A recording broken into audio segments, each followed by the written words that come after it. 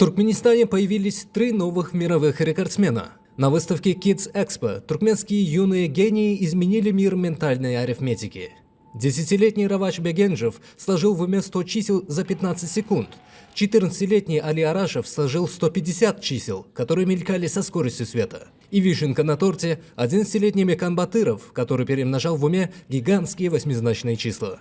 Даже основатель Всемирной Федерации интеллектуального спорта был в шоке. В рамках выставки также состоялся финальный этап конкурса «Удивительные люди», где по итогам СМС-голосования были определены и награждены ценными призами 5 победителей.